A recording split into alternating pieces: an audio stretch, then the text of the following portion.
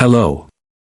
Today General Hospital will reveal Willow once believed she had finally found peace after a long, harrowing journey through grief, betrayal, and heartbreak. Life had taken so much from her, the loss of her biological family, the collapse of her marriage to Micheal, the emotional whiplash of becoming a mother while being endlessly scrutinized by the world around her. And yet, amidst the ashes, she clung to the hope that Drew represented something new. Something safe. She saw him as a steady protector, a man of calm rationality, someone who would shield her and her daughter Daisy from the storm that had consumed her past. In Drew, she thought she had found a new beginning. But illusions, no matter how comforting, are fragile. And when they shatter, they do so without mercy. One by one, the truths she had ignored began to surface like cracks in a dam under pressure. Drew had not just lied to her, he had orchestrated an entire narrative of deceit. He manipulated evidence, paid off hospital staff, and forged toxicology results to make Micheal appear as an unfit parent. He gaslighted Willow, exploiting her insecurities and trauma, whispering falsehoods into her mind until she could no longer distinguish between his reality and her own. Worst of all, he used Wiley, a child who trusted him, as leverage in a sick game designed to rip Micheal and Willow apart. He even fabricated a tale suggesting that Micheal had abandoned her and Daisy, a story that shattered the final remnants of her faith in the man she once loved. But nothing prepared her for the bombshell Curtis delivered. Drew had slept with her mother. The revelation detonated within her with a force that obliterated all remaining feelings of safety. Suddenly, every moment she had shared with Drew, every gesture, every touch, every word, was recontextualized as grotesque. It wasn't just betrayal. It was desecration. Willow was horrified by herself, horrified that she had ever trusted a man capable of such profound deception and manipulation. But what horrified her more was the knowledge that she couldn't simply walk away. Drew had power over her, not just emotional, not just financial, but something darker. He held damning evidence that could destroy her. Proof that, in the desperate days after Daisy's birth, when her mind was clouded by postpartum trauma and grief, she had taken the baby and disappeared for days. It was an impulsive, frightened act, born out of fear of being separated from her daughter. She had kept that truth buried, hoping no one would ever uncover it. But Drew had found it, and he kept it like a blade pressed to her throat. She was trapped. Locked in a golden cage, wrapped in silk lies and legal contracts, but a prison nonetheless. Every attempt to escape was thwarted by Drew's reach. His influence spread across Port Charles like smoke, seeping into every institution, every person. Carly and Sonny refused to get involved. Micheal no longer trusted her. Portia was compromised. The walls were closing in. Willow wandered through her days like a ghost, the light in her eyes dimmed, her voice quieter, her spirit fractured. And then, when all seemed lost, Nina reached out her hand. It was the last thing Willow expected. Nina, her longtime rival, her mother-in-law by circumstance, her harshest critic. But Nina saw what no one else did. She had watched as Willow faded. She recognized the signs of a woman held hostage, not by bars and locks, but by manipulation and coercion. When she discovered the truth about Daisy's brief disappearance, and Drew's weaponization of that secret, Nina made a choice. She didn't report Willow. She didn't judge her. She planned her escape.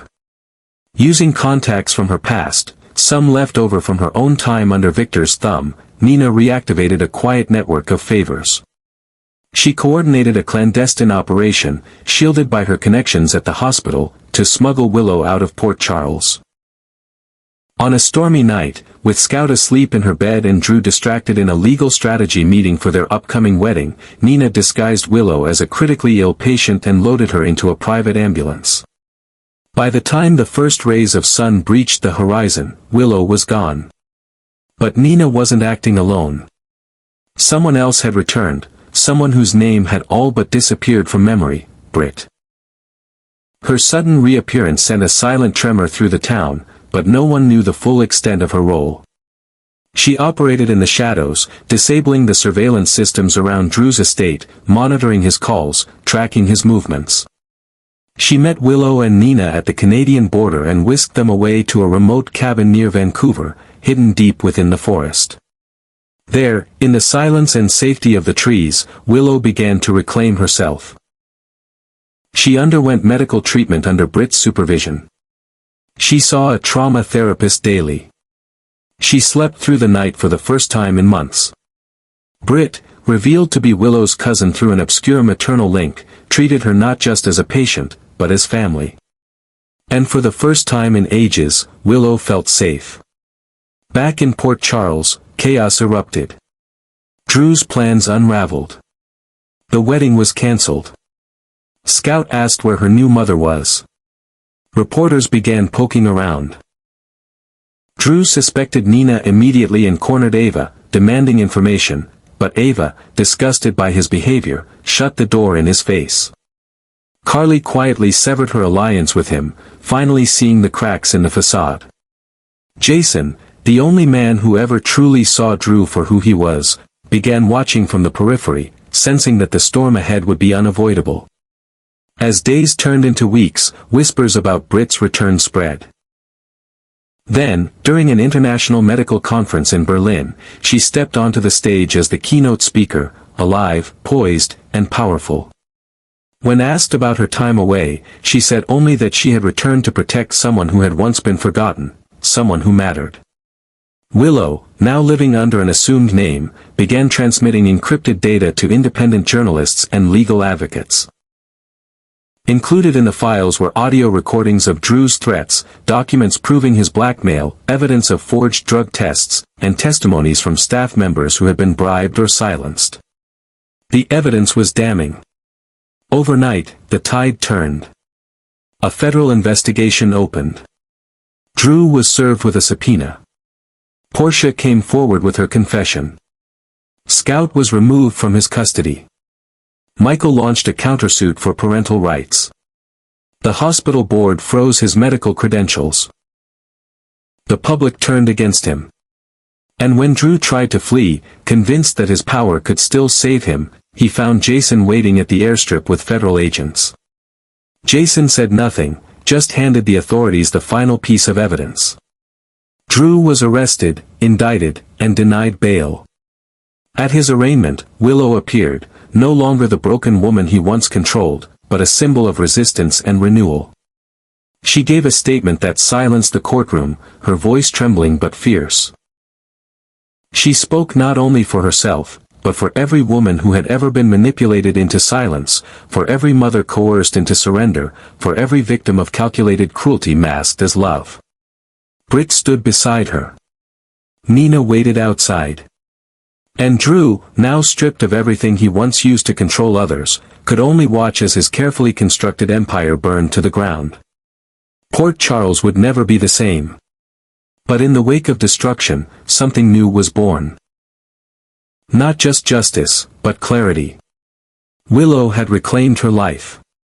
And as she walked out of the courthouse, hand in hand with Britt, the sky above finally began to clear. Meanwhile, in Berlin, a storm was quietly gathering under the sterile lights of an international medical symposium.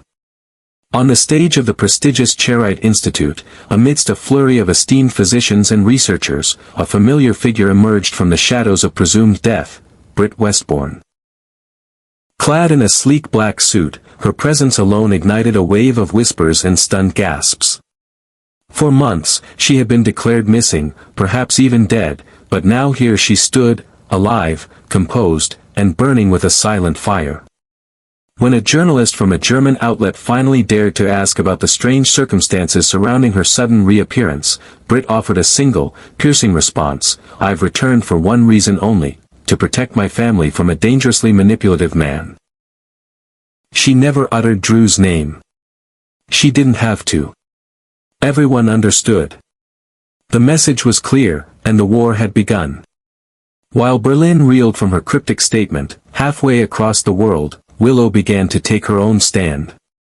In a secure, undisclosed location near the Baltic Sea, using encrypted networks and hidden servers, Willow composed the first of several explosive emails addressed to select independent investigative journalists. These weren't rants or victims' pleas. They were carefully curated dossiers containing damning evidence, timestamped screenshots, photos, audio recordings, and internal hospital documents. In one particular audio file, Drew's voice, calm but venomous, could be heard threatening her. "If you even think about walking away, I will make sure everyone knows what you did to Daisy. I will destroy you, legally, publicly, and personally." She included signed affidavits from former hospital staff who had been bribed or coerced into falsifying Micheal's drug records. She included recordings of her own therapy sessions, detailing how Drew had manipulated her through psychological intimidation. Each email ended with a simple line, "This is the man you trust with your hospitals, your courts, and your families." The reaction was immediate and seismic. The material spread like wildfire across forums, Reddit threads, encrypted message boards, and news aggregators. Independent media picked up the story first, then the mainstream outlets had no choice but to follow. A portrait of Drew as a respected leader and advocate for child welfare crumbled overnight. Questions were asked that could no longer be ignored. How did he gain so much access? Who had looked the other way? How deep did the corruption go?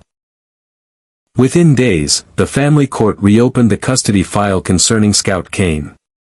The judge, under public pressure and armed with new evidence, ordered that the child be removed from Drew's care and temporarily placed with Sam Micheal, her biological mother. Port Charles District Court summoned Carly for a deposition, probing what she did or didn't know about Drew's actions. Portia Robinson, after days of evasion and guilt, finally admitted under oath that Drew had pressured her into falsifying medical tests. Her license was suspended pending a full investigation. The most emotional reckoning came for Micheal. For so long, he had been painted as unstable and unfit, not just by Drew, but by people he trusted. Now, all of it came into horrifying focus. Drew had orchestrated every moment of his downfall, stolen his child, weaponized his trauma, and driven a wedge between him and Willow. And Micheal, the man who had once taken on Sonny Corinthos himself, now had to face the bitter reality that the enemy had been within his own home all along. Then came the subpoena. Drew was summoned to testify and answer for the accusations. But the court date came and went. He didn't appear. Panic spread among his remaining allies. And then the truth came out, he had fled. A federal warrant was issued within hours. Airports were placed on high alert. But Drew, ever cunning, had planned a private escape. He made his way to a secluded airstrip outside Buffalo, where a private jet was waiting to carry him to a country without an extradition treaty. What he didn't know was that someone had been watching. Jason Morgan stood waiting at the runway. Not with a gun. Not with threats. But with proof. He handed the U.S. Marshals a hard drive containing the last missing piece of the puzzle, a digital ledger linking Drew to bribery payments across multiple hospital boards. And when Drew attempted to run anyway, desperate to vanish into the clouds, a SWAT team emerged from behind the hangar and surrounded him. He was tackled, handcuffed, and read his rights. The Emperor had no empire left. The trial of Drew Kane became the most publicized event in Port Charles history. It dominated every screen, every paper, every conversation. And on the day the proceedings officially began, the courthouse was a battlefield of emotion, history, and reckoning. Cameras flashed, protesters shouted, and inside, the air was heavy with anticipation. Willow entered the courtroom not as a broken woman, not as a pawn, but as a force of reckoning. Dressed in deep navy, flanked by Britt and her legal team, she carried herself with a quiet strength that silenced the gallery. When she took the stand, the courtroom went still. She told her story, the manipulation, the threats, the stolen time with Daisy, the orchestrated lies that kept her bound in silence. She didn't cry. She didn't falter. Her voice, clear and unwavering, sliced through the courtroom like a blade. "I am not here to ask for sympathy," she declared. "I am here to demand justice, not just for myself, but for Micheal, for Scout, and most of all, for Daisy. We were all victims of a man who wore trust like a costume and used love as a weapon." Britt followed, testifying not only to the escape plan, but to the months of covert surveillance, the data trails, the systematic way Drew had silenced his opponents. Her testimony, clinical and direct, dismantled what little defense Drew had left. The court saw him not as a misunderstood leader, but as a predator disguised as a savior. By the end of the week, Drew was remanded without bail, charged with a host of crimes: conspiracy, obstruction of justice, coercion, abuse of power, and criminal endangerment. The trial would continue, but the verdict in the court of public opinion was already clear. And when Willow and Britt walked out of the courthouse that evening, the sun setting behind them, they weren't just survivors. They were victors. They had faced a monster, and won. Port Charles would never forget the day it learned the truth. And it would never again underestimate the quiet, powerful force of a woman reclaiming her voice. Outside the courthouse, Nina stood alone beneath the dull gray sky, her coat clutched tightly around her shoulders as the wind stirred the loose curls of her hair. She didn't step inside. She hadn't entered the courtroom, hadn't witnessed the full weight of the trial unfold before the world. That wasn't her role.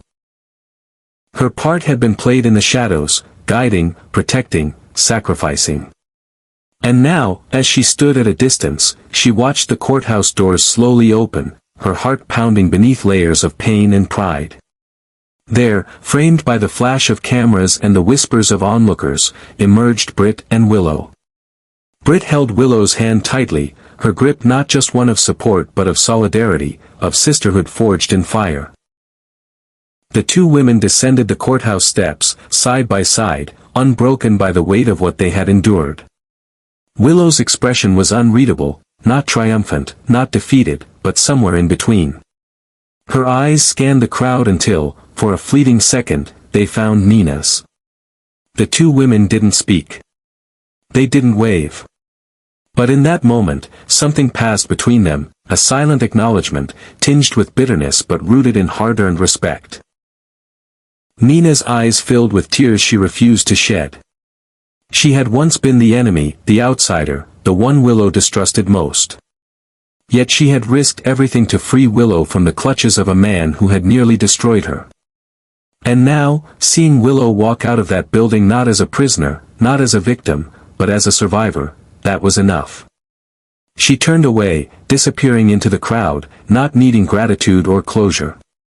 Her role in the story was complete.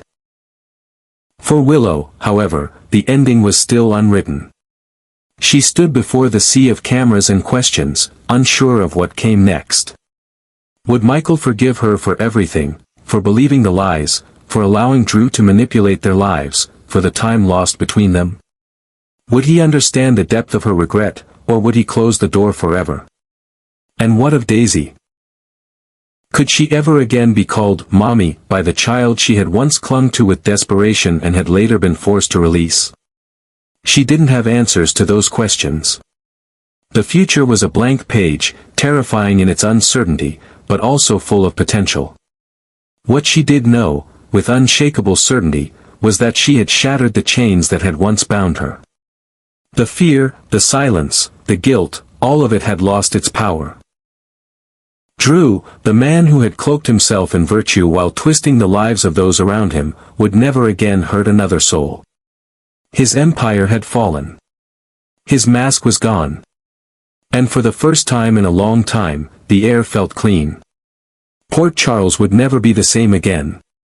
The town had witnessed the crumbling of a golden lie, the unraveling of a narrative meticulously crafted by a man no one dared question, until now. It had seen respected institutions shaken, families torn and then slowly repaired, and justice rise from the ashes of betrayal. But most of all, it had seen the rebirth of a woman it once thought lost. From the scorched remains of deception and abuse, Willow emerged, transformed. No longer the soft-spoken teacher afraid to raise her voice. No longer the fragile mother desperate for approval.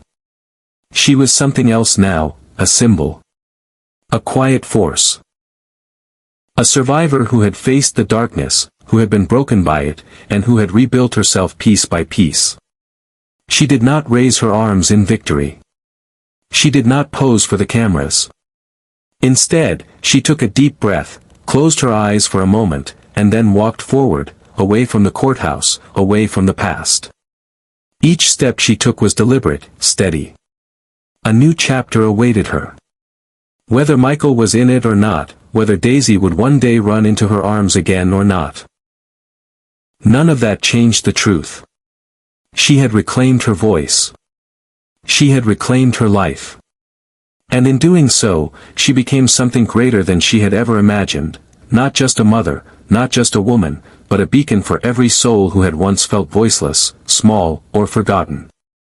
In the heart of Port Charles, amidst echoes of scandal and redemption, Willow stood, no longer afraid, no longer hidden, but lit from within by the unbreakable fire of truth. As the dust of the trial settled and the media frenzy slowly began to fade, Port Charles found itself forever changed. The illusions that had once masked Drew's manipulation were gone, torn apart by truth and courage. The community, shaken by the scale of his betrayal, began the slow process of rebuilding trust, in its institutions, its leaders, and in one another. For many, Drew's downfall was a sobering reminder that power unchecked can corrupt even the most trusted faces. But for Willow, it was something far more personal, it was freedom. Willow retreated from the spotlight in the weeks following the verdict. She chose not to give interviews or accept television offers or step onto any podium. Instead, she found a small, quiet home near the edge of town, surrounded by trees and silence, where she could finally breathe.